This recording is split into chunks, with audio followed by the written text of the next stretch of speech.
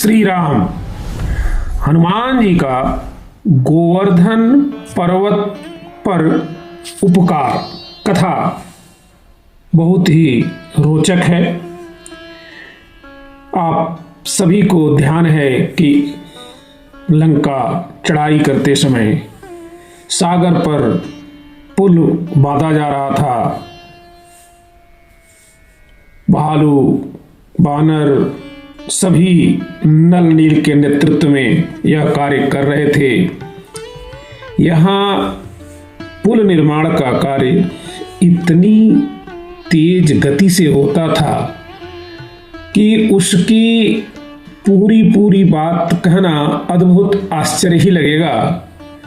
और रही बात हनुमान जी की, तो हनुमान जी इतने तेज गति से काम करते थे कि सभी बानर भालू यही समझते कि हनुमान जी मेरे ही पास हैं। इस प्रकार कार्य बहुत ही फास्ट चल रहा था। बुद्धि, शक्ति एवं पराक्रम के सजीव विग्रह हनुमान जी ने बानरों को उत्साहित करते हुए कहा, परम भाग्यवान हमारे मित्रों बानर भालुओं, निश्चय ही यह हम सबका सौभाग्य है कि हम सब जगन नियंता श्री राम एवं निखिल भुवन की स्वामिनी माता जानकी के कार्य में निमित्त बन रहे हैं। अन्यथा भगवान श्री राम की इच्छा शक्ति से ही राक्षस कुल का ध्वंस हो जाता, भ्रेकुटी विलास सृष्टि लय होई। यह जो अवसर है राम की इच्छा शक्ति से ही हम लोगों को प्राप्त हुआ है और प्रभु की इच्छा है कि हम उनके इस कार्य में सहभागी बने। अब हमारे सामने केवल 23 योजन और शेष रह गया है पुल बनाने के लिए। अतः आज इसे पूरा करना ही है। कोटि कोटि बानरों ने गर्जना किया, जय श्री राम। और हनुमान जी सिंहनाद के साथ बोले, जय श्री सीताराम। यह कहकर हनुमान जी विशाल पर्वत को लेने के लिए उड़ चले। दक्षिण के समस्त पर्वत सेतु बनाने के लिए लगभग उपयोग में आ गए थे, सागर में डाल दिए गए थे। इस कारण हनुमान जी उत्तराखंड में हिमालय के समीप पहुंचते हैं। उन्हें वहां द्रोणाचल का 7 कोस का सुविस्तृत शिखर बड़ा ही सुंदर प्रतीत होता है। उस शिखर का नाम था गोवर्धन। जब भगवान श्री राम के अवतार के समय देवगण उनकी दुर्लभतम मंगलमयी लीला का दर्शन करने एवं उसमें सहयोग प्रदान करने के लिए पृथ्वी पर अवतरित हुए, उसी समय गोवर्धन भी गोलोक से पृथ्वी पर आए थे। अब यहां पहुंचकर हमारे हनुमान जी ने उनको उठाना चाहा, किंतु यह क्या अद्भुत आश्चर्य! हनुमान जी संपूर्ण शक्ति लगाए पर द्रोणागिरि का यह शिखर गोवर्धन टस से मस नहीं हुआ। श्री राम भक्त हनुमान ने अपने प्रभु का ध्यान किया कि क्या बात है, उस श्रेष्ठ गिरि शिखर की क्या महत्ता है। जब हनुमान जी ने ध्यान किया तब ज्ञात हुआ कि अरे ये गोवर्धन तो साक्षात श्री भगवान के विग्रह है, इनका नाम गोवर्धन है। इनकी प्रत्येक शिला सालग्राम तुल्य है। तब तो हनुमान जी ने महिमामय गोवर्धन के चरणों में अत्यंत आदर पूर्वक प्रणाम किया और हाथ जोड़कर विनय पूर्वक निवेदन करते हुए कहा, पावनतम गिरिराज, मैं आपको प्रभु चरणों में उपस्थित करना चाहता हूं। फिर आप क्यों नहीं चलते? वहां आप दयाधाम प्रभु की मंगल मूर्ति के दुर्लभ दर्शन ही नहीं करेंगे, बल्कि प्रभु आपके ऊपर अपने सुख शांति निकेतन चरण कमलों को रखते हुए सागर पार कर लंका में जाएंगे। श्री राम प्रिय हनुमान जी अर्थात पवन कुमार के इन वचनों को सुनते ही गोवर्धन आनंद मग्न हो गए।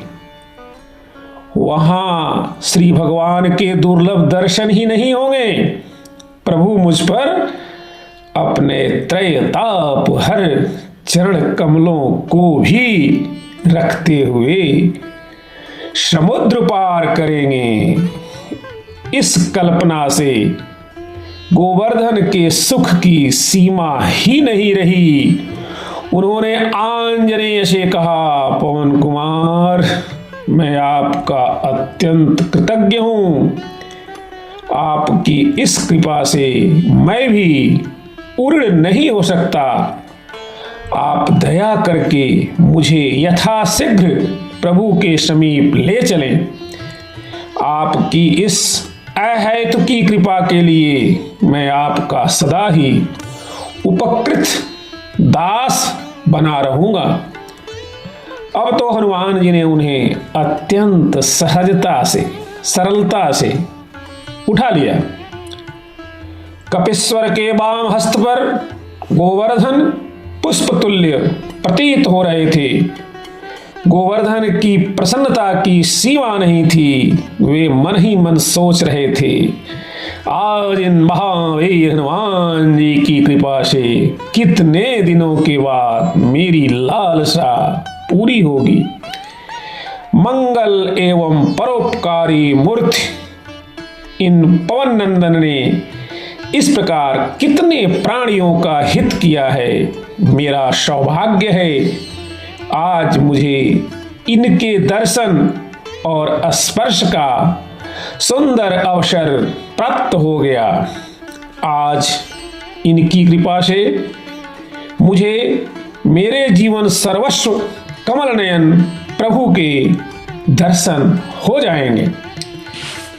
इस प्रकार गोवर्धन मन ही मन प्रभु एवं उनके भक्त का स्मरण चिंतन गुणगान करते जा रहे थे और उधर भक्त वांछा कल्पतरु परम प्रभु ने सोचा, गोवर्धन गोलोक में जो गोवर्धन जी हैं वो गोलोक के मेरे मुरली मनोहर श्री कृष्ण रूप के अनन्य भक्त हैं। यहाँ उन्होंने कहीं मुझसे उसी रूप में दर्शन देने का आग्रह किया तो उनके सच्चे सुभैषी हनुमान जी की ओर देखकर मुझे मर्यादा का त्याग करना पड़ेगा। अब इस विकट स्थिति में भगवान ने सोचा क्या किया जाए। प्रभु सोच ही रहे थे कि उस 5वें दिन 7 योजन लंबा और 10 योजन चौड़ा सुविस्तृत दृढ़तम सेतु का भाग जो 23 योजन का था पूर्ण हो गया। फिर क्या था? तत्क्षण श्री राघवेंद्र की आज्ञा चारों तक प्रसारित की गई। सेतु बंधन का कार्य पूर्ण हो गया। सेतु बंधन का कार्य पूर्ण हो गया। अतीव अब पर्वत एवं वृक्ष आदि की आवश्यकता नहीं। जिनके हाथ में जो पर्वत या वृक्ष जहां कहीं भी हो, वे वहीं उन्हें छोड़कर तुरंत प्रभु के समीप पहुंच आए।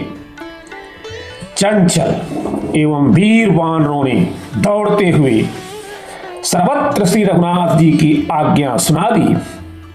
उनके हाथ में जो पर्वत या वृक्ष जहां थे, वे उन्हें वहीं छोड़कर प्रभु के समीप दौड़ चले। आज दक्षिण भारत में वीर वानरों के छोड़े हुए वे ही पर्वत विद्यमान हैं। वहां के पर्वत तो पहले सेतु के काम आ चुके थे। महामहिमामय गोवर्धन को अपने हाथ में लिए केसरी किशोर उस ब्रजधरा तक पहुंचे ही थे कि आकाशवाणी से उन्होंने प्रभु श्री राम की आज्ञा सुनी। हनुमान जी ने गोवर्धन को तुरंत वहीं रख दिया, किंतु उन्हें अपने वचन का ध्यान था। उसी समय उन्होंने देखा गोवर्धन अत्यंत उदास होकर उनकी ओर आशा भरे नेत्रों से देख रहे हैं। हनुमान जी ने कहा, आप चिंता मत कीजिए, मेरे भक्त प्राणधन स्वामी मेरे वचनों की रक्षा तो करेंगे ही करेंगे। और वे शीघ्रता से प्रभु की ओर उड़ चले। हनुमान जी ने प्रभु के समीप पहुंचकर उनके चरणों में अपना प्रणाम निवेदित किया और उनके सम्मुख हाथ जोड़कर खड़े हो गए। दयामय सर्वज्ञ प्रभु ने उनका अभिष्ट पूछा तो हनुमान जी ने अत्यंत विनम्रता से निवेदन किया, प्रभु मैंने गोवर्धन को आपके दर्शन और परम पावन चरण कमलों के स्पर्श का वचन दे दिया था, किंतु वानरों के द्वारा आपका आदेश प्राप्त होते ही मैंने गोवर्धन को ब्रज भूमि में रख दिया। वे अत्यंत उदास हो गए हैं। मैंने उन्हें पुनः आश्वासन भी दे दिया है। सर्वांतर्यामी भक्तवत्सल श्री राम ने हनुमान जी के चुप होते ही कहा, प्रिय हनुमान, तुम्हारा आश्वासन और तुम्हारा वचन मेरा ही आश्वासन और मेरा ही वचन है। गोवर्धन को मेरी प्राप्ति अवश्य होगी, किंतु उन्हें मेरा मयूर मुकुटी बंसी विभूषित वेश प्रिय है। इसलिए तुम उनसे कहा दो कि जब मैं द्वापर में ब्रजधरा पर उनके प्रिय मुरली मनोहर रूप में अवतरित होऊंगा, तब उन्हें मेरे दर्शन तो होंगे ही। मैं ब्रज बालकों सहित उनके फल फूल एवं तृणादि समस्त वस्तुओं का उपयोग करते हुए उन पर क्रीड़ा करूंगा। इतना ही नहीं, अनवरत 7 दिनों तक मैं उन्हें अपनी अंगुली पर धारण भी करूंगा। कृपा मूर्ति श्री राम की जय। पवन कुमार के मुख से स्वतः अपने आप निकल पड़ा। आनंदमग्न हनुमान जी अंतरिक्ष से गोवर्धन के समीप पहुंचे। अत्यंत उत्सुकता से प्रतीक्षा करते हुए उनसे हनुमान जी ने कहा, गिरिराज आप धन्य हैं। भक्त पराधीन प्रभु ने आपकी कामना पूर्ति का वचन दे दिया है। द्वापर में मयूर मुकुटी वंशीधर आपके आराध्य वेश में आपके ऊपर बालक क्रीड़ा करेंगे। वे प्रभु उस समय आपके जल पत्र पुष्प फल शिला एवं तृण लता आदि प्रत्येक वस्तु का उपभोग तो करेंगे ही करेंगे, साथ ही साथ 7 दिनों तक निरंतर आपको अपने कर कमल पर भी रखेंगे। यानी आपको निरंतर उनके कर कमलों पर निवास करने का सुंदर अवसर भी प्राप्त होगा। गिरिराज आनंद मग्न हो गए, नेत्रों में प्रेमाश्रु भरे। उन्होंने अत्यंत विनम्रता पूर्वक श्री राम भक्त हनुमान से कहा, आंजनेय आपके इस महान उपकार के बदले मैं आपको कुछ भी देने की स्थिति में नहीं हूं। मैं आपका सदा सदा के लिए कृतज्ञ रहूंगा, ऋणी रहूंगा। सहस्राब्दियों से गिरिराज पूजित हैं। विरक्त महात्मा एवं संत भक्ति पूर्वक उनकी परिक्रमा कर अपने अभिष्ट की सिद्धि प्राप्त करते हैं। परम भाग्यवान गिरिराज जी को यह गौरवशाली पद द्वापर में अवतरित बंसीधर रूपी श्री राम ने अपने भक्त आंजनेय के वचन की रक्षा के लिए प्रदान किया। निश्चय ही जिस भाग्यवान को हनुमान जी का दर्शन प्राप्त हो जाए उसे प्रभु प्राप्ति तो हो कर ही रहेगी। करुणामूर्ति पवन कुमार अपने भक्त को प्रभु तक पहुंचाए बिना चैन नहीं लेंगे। गिरिराज ने अत्यंत प्रेम पूर्वक मिलकर परम उपकारी हनुमान जी अपने प्रभु श्री राम जी के चरणों में वापस लौट आए। इस प्रकार हनुमान जी गिरिराज जी को पूरी सूचना दिए और गिरिराज जी आनंद से भर गए। इधर विशाल समुद्र पर 100 योजन लंबा और 10 योजन चौड़ा सुविस्तृत सेतु निर्मित हो जाने पर लीला विहारी भक्तवत्सल प्रभु श्री राम ने चकित होकर वानरों से पूछा, अरे ये पत्थर पानी पर कैसे तैरने लगे? वानरों ने अत्यंत विनय पूर्वक उत्तर दिया, प्रभु आपके राम नाम की महिमा है। उसी के प्रताप से ये पर्वत और बड़े बड़े शिलाखंड समुद्र पर तैर रहे हैं। कौतूहल बस श्री रघुनंदन ने छोटे छोटे 2-3 पत्थर उठाकर समुद्र के जल पर रखा, पर ये सब के सब पत्थर समुद्र में डूबकर नीचे चले गए। तब प्रभु ने कहा, यह कैसे संभव है? मैं स्वयं इन पत्थरों को अपने हाथ से छोड़ रहा हूं, किंतु ये पानी पर तैरने के बदले डूबते जा रहे हैं। वानर भालू एक दूसरे का मुंह देखने लगे, किंतु उसी समय परम प्रभु श्री राम के अनन्य भक्त हमारे हनुमान जी पवन कुमार ने हाथ जोड़कर उत्तर दिया, स्वामी आप जिसे अपने कर कमलों से छोड़ देंगे वह तो सहज ही डूब जाएगा। आपके बिना प्राणी की गति ही कहां? यह सुनकर श्री राघवेंद्र सरकार मुस्कुरा उठे। वानर भालुओं की विशाल वाहिनी के साथ श्री राम ने सागर को पार किया। वहां उन्होंने स्वेल पर्वत पर डेरा डाला।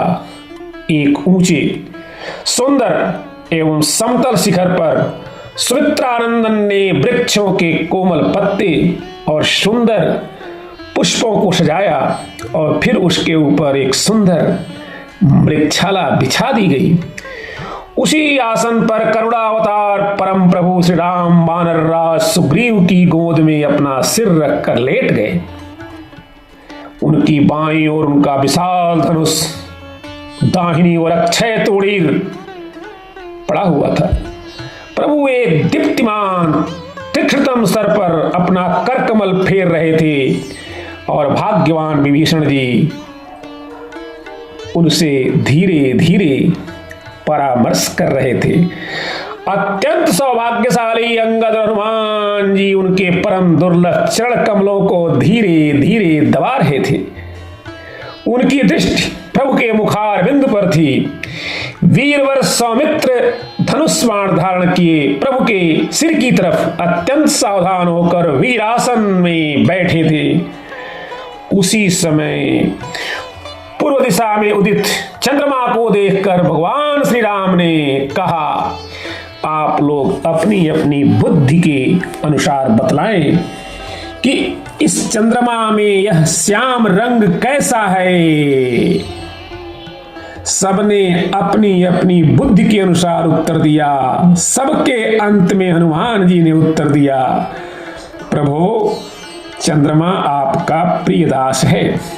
आपकी सुंदर श्यामलता मूर्ति, आपकी जो सुंदर श्यामल मूर्ति है चंद्रमा के हृदय में निवास करती है। वही श्यामता सुधांशु में झलक रही है। कह हनुमंत सुनहु प्रभु, शशि तुम्हार प्रियदास, सोई श्यामता तेहि उर बसती, सोई श्यामता आभास। सच तो यह है पवन तनय के रोम रोम में उनके प्राण आराध्य श्री राम ही बसे हुए हैं। उन्हें सर्वत्र अपने प्रभु के ही दर्शन होते हैं। इसीलिए शशि मंडल चंद्रमा की आभा में भी हनुमान जी को श्री राम के दर्शन होते हैं। ऐसे परम भक्त श्री हनुमान जी को हमारा बार बार प्रणाम। आप सभी को पुनः जय श्री राम, जय हनुमान।